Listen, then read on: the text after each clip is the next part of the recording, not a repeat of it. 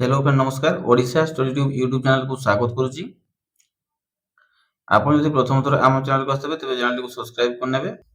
तो जो पिला माने झारसुगुड़ा जिले में होमगार्ड पर फॉर्म पकईले तो तांकर लिखित परीक्षा पर देखो ऑफिशियल नोटिस टी आसी। तो नोटिस केबे आसी देखो 18/12/25 नोटिस बाहरी देखो। तो नोटिस कौन लिखा देखो गृहरक्षी चयन निमंते लिखित परीक्षा पर विज्ञापन श्रीमान महासमादेष्टा गृहरक्षी बाहिनी कटक अनुमोदन क्रमे झारसुगुड़ा जिला गृहरक्षी बाहिनी मोट 102 गोटी गृहरक्षी पदवी निमंते दरखास्त आह्वान करा।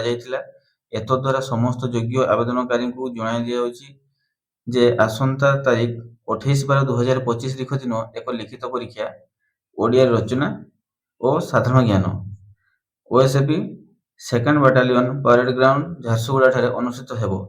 माने लिखित परीक्षा 28 तारीख रे हबो आसुची 28/12/2025 तारीख दिन हबो। को जगह रे हबो ना सेकेंड जो ओएसएपी रही OSAP second battalion parade ground Jharsuguda ठारे अनुष्ठित हबो।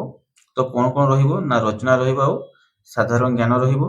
तेणु दरखास्त दाखल करिथिबा योग्य प्रार्थी और प्रार्थी माने सकाळ 6:30 घटिका समय उपरोक्त स्थान रे निजर कौनसी एक प्रमाण पत्र माने सकाळ 6:30 समय से निजर कौनसी एक प्रमाण पत्र Aadhaar card voter card driving licence माने कौनसी गोटे प्रमाण पत्र धरिकी जिबे एवं प्रवेश पत्र माने एडमिट कार्ड जो एडमिट कार्ड से पाइथिबे एडमिट कार्ड सह उपस्थित हेबे।